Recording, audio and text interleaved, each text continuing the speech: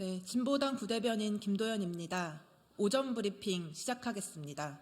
총 2건입니다. 청년, 여성은 없고 친일, 친윤, 친박으로 얼룩진 국민의힘 공천. 국민 조롱하십니까? 국민의힘이 22대 국회의원 선거 지역구 공천을 확정했습니다.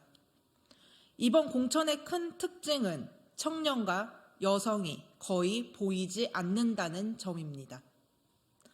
남성이 222명으로 87.4%인 것에 비해 여성은 고작 32명으로 12.6%밖에 되지 않습니다.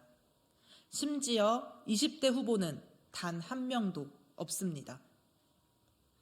시스템 공천이라 주장했지만 친일, 일배, 막말, 선착순 응답 공천으로 얼룩져 출발선부터 국민의 신뢰를 저버렸습니다.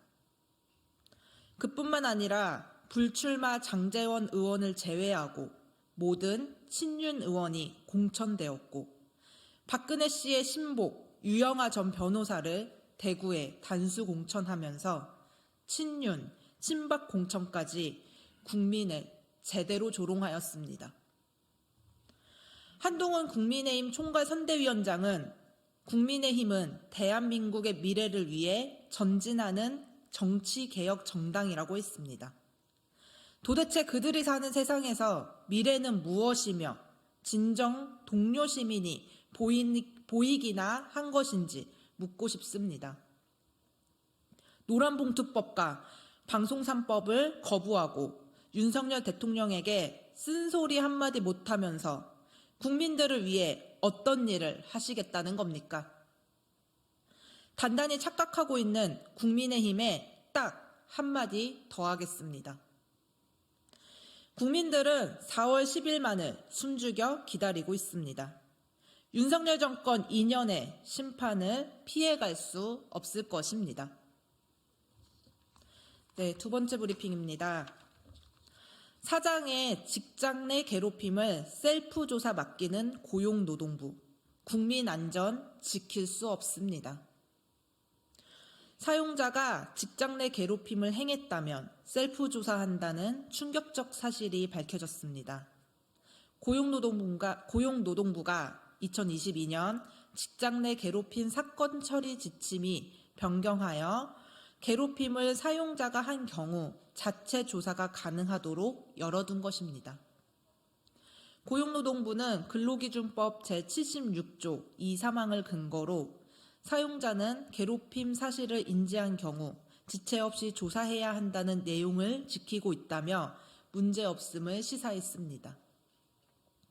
상식적으로 이해하기 힘든 지침 변경입니다.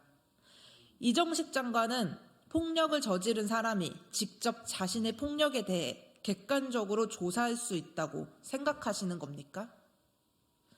안전한 일터를 위해 일하겠다던 포부가 노동자가 아닌 사용자를 위한 것이라고 스스로 증명하고 있습니다.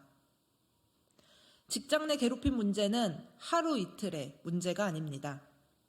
불과 작년에는 다음 소이라는 영화가 상영되면서 국민은 직장 내 괴롭힘 문제가 얼마나 심각한 것인지 인지했습니다. 국회는 그에 힘입어 직업교육훈련 촉진법을 개정하기도 했습니다. 직장 내 괴롭힘이 우리 사회에서 처벌받아야 한다고 인식된 것이 불과 5년밖에 되지 않습니다. 벌써부터 이렇게 법의 취지를 무너뜨린다면 대한민국 어느 일터도 안전하지 못할 것입니다.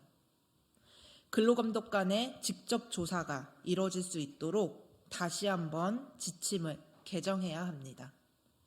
네, 이상입니다.